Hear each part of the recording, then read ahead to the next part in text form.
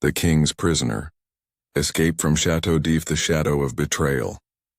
In the turbulent dawn of the 19th century, as Napoleon's empire crumbled and France teetered on the brink of restoration, the port city of Marseille buzzed with the energy of sailors, merchants, and schemers. The Mediterranean Sea lapped at the docks, carrying whispers of revolution and romance. Amid this chaos lived Edmond Dantès, a young sailor of 19 whose life seemed poised on the cusp of triumph. Tall, with sun-kissed skin and eyes as deep as the ocean he navigated, Edmond was the first mate on the Pharian, a merchant ship returning from a successful voyage. His captain, Morel, had promised him promotion to captain upon their arrival, a dream that would secure his future with his beloved fiancée, Mercedes. But fate, that capricious force, had other designs. On February 24, 1815, as the Pharian docked amid cheers and fanfare, Edmond carried a secret letter entrusted to him by his dying captain. It was a missive from Elba, where Napoleon was exiled, destined for a Bonapartist in Paris. Innocent of its contents, Edmond saw it as a final duty to his mentor. Little did he know that this act of loyalty would unravel his world. Jealous eyes watched him. Fernand Mondego, Mercedes' cousin and a rival for her affections, burned with envy. A Catalan fisherman with a brooding demeanor and a heart poisoned by unrequited love, Fernand conspired with Danglars, the ship's supercargo, a sly accountant resentful of Edmond's rise. Together they penned an anonymous letter accusing Edmond of treason, a Bonapartist plot to aid Napoleon's return. The letter found its way to Villefort, the deputy procureur du roi, an ambitious young magistrate whose own father was the intended recipient of Edmond's missive. To protect his career and bury his family's Bonapartist ties, Villefort condemned Edmond without trial. Arrested on his wedding day, Edmond was torn from Mercedes's arms. "This is a mistake," he cried as gendarmes dragged him away. The courtroom was a farce. Villefort's cold gaze sealed his fate. "You are a danger to the crown," the magistrate declared, sentencing him to indefinite imprisonment in the Château d'If, the infamous fortress prison off Marseille's coast. The journey to the island was a descent into nightmare. Shackled in a rowboat, Edmond watched the mainland fade, the spires of Marseille mocking his shattered dreams. The Château d'If loomed like a monolithic sentinel, its stone walls rising sheer from the sea, battered by relentless waves. Built in the 16th century by King Francis I as a defense against invaders, it had become a dungeon for political prisoners, those the regime wished to forget. No escapes recorded. The sea was its moat, sharks its guards. Disembarking on the rocky shore, Edmond was stripped, searched, and thrown into a damp cell high in the tower. The door clanged shut, echoing like a death knell. Darkness enveloped him, broken only by a sliver of light from a barred window overlooking the abyss. "Why?" he whispered, pounding the walls until his fists bled. Days blurred into weeks. Isolation gnawed at his sanity. Meals were meager, bread and water slid through a slot. Guards, hardened by years of overseeing despair, offered no words. Edmond's mind replayed his betrayal. Fernand's smug smile at the wedding, Danglars' whispered plots, Villefort's feigned justice. Hatred festered, a seed planted in fertile soil of injustice. He dreamed of Mercedes, her dark hair and gentle eyes, vowing revenge if he ever freed himself. But freedom seemed impossible. The prison's history whispered of broken men. Philippe Égalité, the Iron Mask, legends of suffering without end. As months turned to years, Edmond adapted to the routine. Morning counts, occasional exercise in a walled courtyard under armed watch, endless hours staring at the sea. He befriended no one. Cells were solitary. Rumors reached him through shouts: Napoleon's return, the 100 Days, Waterloo's defeat. The restoration of Louis XVIII solidified his imprisonment. Bonapartists like him were pariahs. By his 5th year, despair threatened to consume him. He grew gaunt, hair wild, eyes haunted, One night as storms raged outside, he contemplated ending it, hurling himself from the window. But a faint scratching sound halted him. From the wall a voice emerged. "Who is there?" It was Abbé Faria, an Italian priest and scholar imprisoned for his republican ideals. Tunneling for escape, he had miscalculated and broken into Edmond's cell. Elderly, with a mane of white hair and piercing intellect, Faria became Edmond's salvation. "Knowledge is freedom," he declared, eyes gleaming. Their secret alliance began. Through the hole, Faria educated Edmond: languages, mathematics, history, philosophy. "You were a sailor. Now become a man of the world," he urged. Edmond absorbed it all, his mind sharpening like a blade. Faria revealed his treasure, a fortune hidden on Monte Cristo Island, mapped from his days as secretary to a cardinal. "If we escape, it is yours," he promised. They plotted meticulously. Faria's tunnel, years in making, aimed for the sea. They worked nights using improvised tools, a chisel from bed iron, spoons for digging. Dirt hidden in beds, progress slow. Dialogues filled the hours. Faria on Machiavelli's cunning, Edmond on his betrayers. "Revenge must be cold, calculated," Faria advised. "Become the count you deserve to be." But time was cruel. Faria suffered a stroke, paralyzing him. In his final days, he entrusted Edmond with the treasure map sewn into a cloth. "Live for us both," he gasped, dying in Edmond's arms. Grief fueled resolve. Edmond enlarged the hole, dragged Faria's body to his cell, and sewed himself into the burial shroud destined for the sea. "This is my rebirth," he thought as guards carried him out. Thrown from the cliffs, the icy water shocked him. He cut free with Faria's hidden knife, gasping air. Waves battered him, but his sailor's strength prevailed. Swimming to a smuggler's boat, he began his transformation. The abyss of isolation. Château d'If was more than stone and sea. It was a psychological tormentor designed to crush the spirit. Its walls, thick and impregnable, echoed with the ghosts of forgotten prisoners. Edmond's cell, number 27, was a 10-foot square of misery, dank, rat-infested, with a straw pallet and a bucket for necessities. The view from the window taunted, Marseille's lights twinkling at night, a reminder of lost life. In his early days, Edmond raged against his fate. He scratched calendars on the wall, marking days with bloodied nails. "Mercedes waits," he convinced himself, imagining her fidelity. But doubt crept in. Rumors from guards spoke of her marriage to Fernand, now a count through war merits. "Lies!" Edmond screamed, earning beatings. The prison regime was unyielding. Governor de Beauville, a stern royalist, oversaw with iron fist. Inspections were rare, escapes non-existent. One attempt years prior ended in drowning, body washed ashore as warning. Edmond's routine: dawn bell for bread, midday gruel, evening silence. Exercised thrice weekly in the courtyard, chained under rifle sights. He observed fellow inmates, shadowy figures, broken by years. One, a mad Bonapartist, muttered prophecies. Another, a forger, carved futile pleas into stone. Isolation bred madness. Edmond hallucinated conversations with Mercedes, reliving their betrothal. "I will return," he vowed in dreams. Awake, despair loomed. He contemplated starvation, but survival instinct prevailed.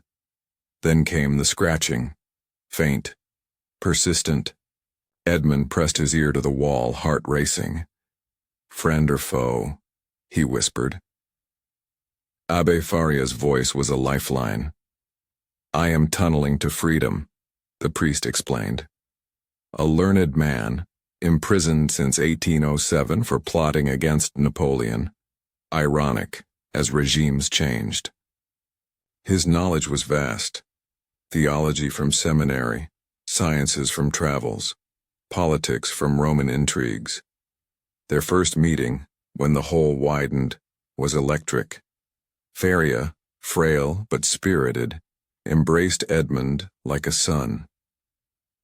"God sent you," he said. Lessons began. French refined, Italian and Spanish taught, mathematics via pebbles, history through tales of empires fallen. Faria's story unfolded. Born in Rome, he served Cardinal Spada, inheriting secrets of a treasure buried on Monte Cristo, a rocky isle off Italy, once a pirate haven. Millions in gold, jewels, Faria described, sketching maps. Coordinates, 40 degrés north, 10 degrés east. Edmond shared his tale. Betrayal's sting. They will pay, he growled. Faria tempered him. Vengeance is the Lord's, but justice is man's. Use intellect, not rage. Tunneling consumed them. Nights of labor, dirt bagged in trousers, dumped in latrines. Tools crafted, chisel from fireplace iron, hammer from wood. Progress, inches daily, risks high, collapses, detection. Dialogues deepened bonds. Faria on enlightenment. Rousseau taught equality. Use it. Edmond on sea. Waves teach patience. They debated God. Faria faithful, Edmond doubting. If God exists, why this? Edmond asked. To forge you, Faria replied. Health declined. Faria's apoplexy struck mid-lesson. Paralyzed, he dictated the map. Sew it in oilcloth, swim strong. Death came peacefully. Edmond wept, closing his eyes.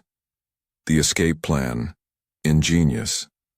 Edmond switched places, sewing into the shroud.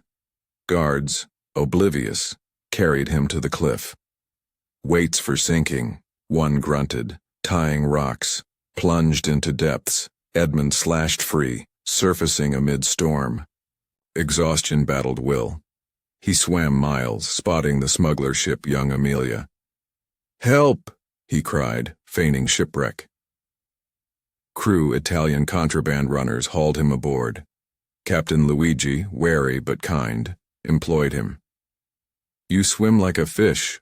What's your name? Edmond Dantès is dead, he replied. Call me Sinbad.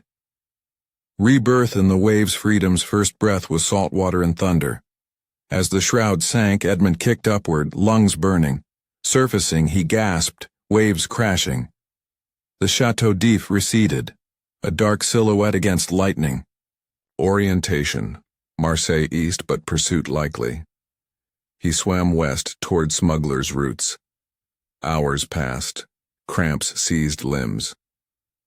Not now, he gritted, recalling Faria's words. Endure. Dawn brought the young Amelia. Feigning a Maltese sailor from a wrecked ship, Edmond joined.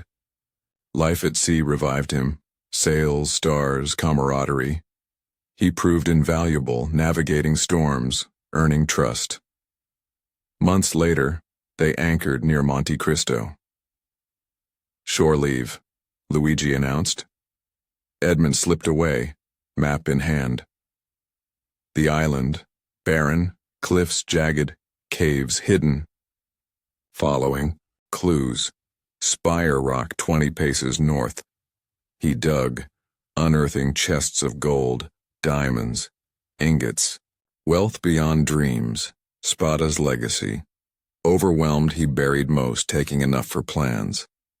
Returning to the ship, he found gold in a cave, sharing with crew. My fortune, he claimed, buying their silence. To the mainland, Livorno, then Rome. Transformed, haircut, clothes fine, he became the Count of Monte Cristo, a mysterious noble with Eastern airs.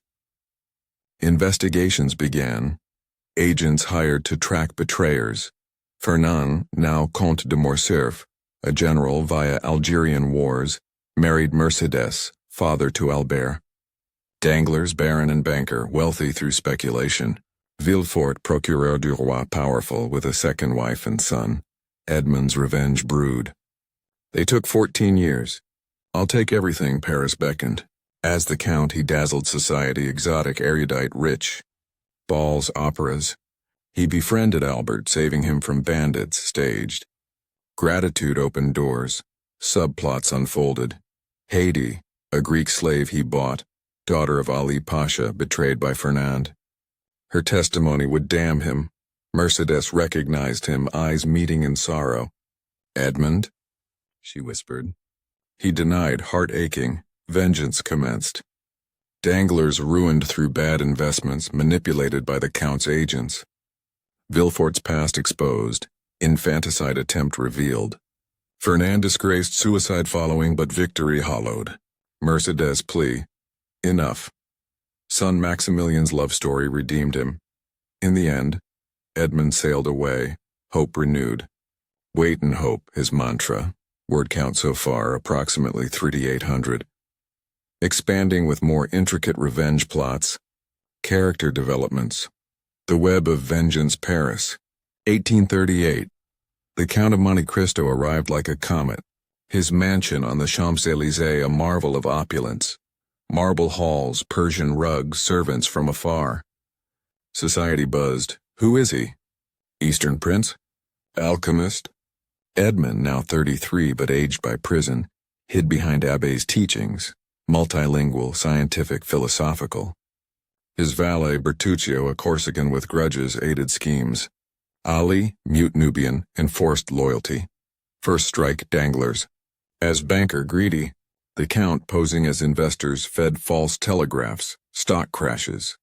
Danglars lost millions, fleeing bankrupt, daughter Eugénie's wedding cancelled. Villefort, family poisoned by his wife Hélène, driven mad by the Count's hints of fortune. Buried infant unearthed, blackmail. Trial exposed Bonapartist ties. Madness claimed him. Fernand. Haydée's revelation in Parliament. Treason against Ali Pasha. Disgraced, Albert challenged the Count to duel. Mercedes intervened. He is Edmond. Duel averted. Fernand shot himself. Reflections tormented Edmond. Am I God or devil? Mercy to Maximilian Morel, son of his old benefactor, saving his love Valentine from poisoning. Closure. Confronting Mercedes. I loved you, he admitted. But justice demanded. She departed with Albert, forgiven. Wealth redistributed. Edmond sailed with Haydée, love blooming. New life, he wrote to Maximilian. Legacy of the Count Alexandre Dumas immortalized the tale in 1844, blending fact and fiction. Château d'If, now a monument, echoes Dantès' spirit. Themes eternal, betrayal, resilience, revenge's cost. Edmond's escape not just from stone but hatred. In hell's depths humanity endures. Part 5, the final escape and legacy. The night was black as ink, the sea below the fortress roaring like a wounded beast. The Château d'If stood unmoved. Centuries of storms had battered its stones, but never its reputation. No man had ever escaped the king's prison alive. Yet deep within its damp belly, one prisoner whispered to the darkness, "Tonight, the king's chains break." Etienne Duval, the former royal guard turned traitor in the eyes of the crown, had waited 6 years for this moment. Once a man of honor, betrayed by courtiers jealous of his loyalty to a fallen minister, he had been condemned without trial. In the cell next to his, a priest had died praying for forgiveness he never needed. Etienne had learned one truth from that. In Château d'If, innocence meant nothing. Now with his hair turned gray and his body lean from years of starvation, he moved like a shadow.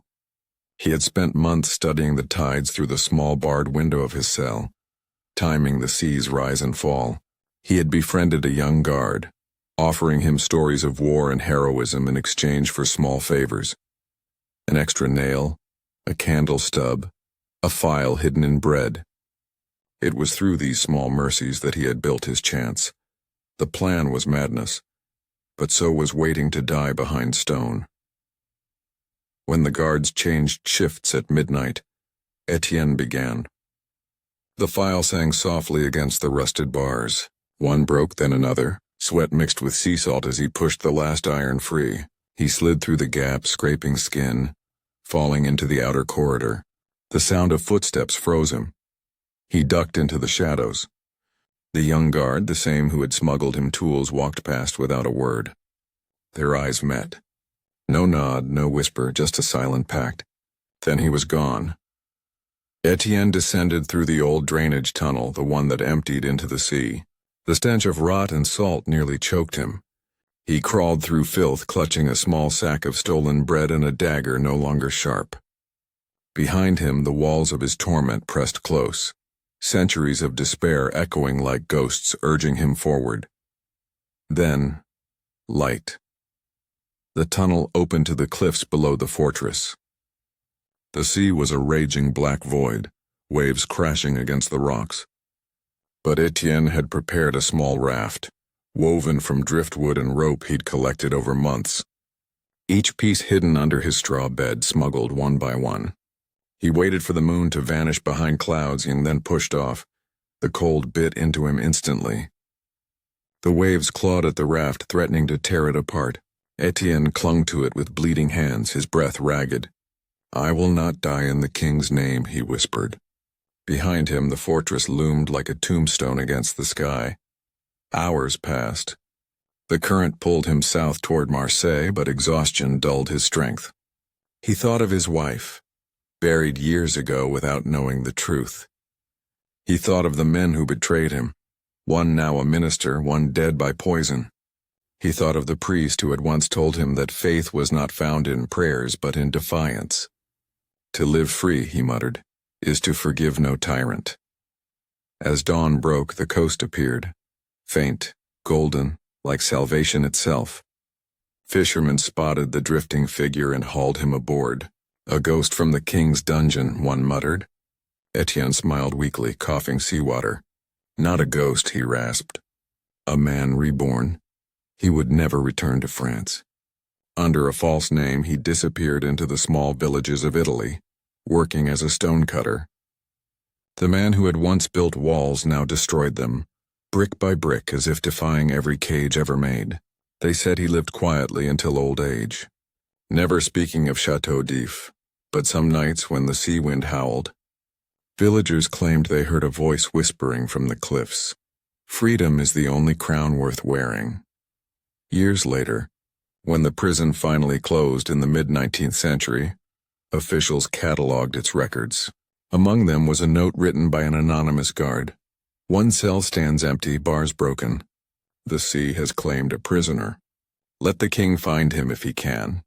History never found Etienne Duval, but his story endured, carried by sailors, whispered by prisoners, etched into legend. And so the Château d'If, once a monument to tyranny, became something else. A reminder that even the strongest stone cannot hold the will of a man who refuses to kneel.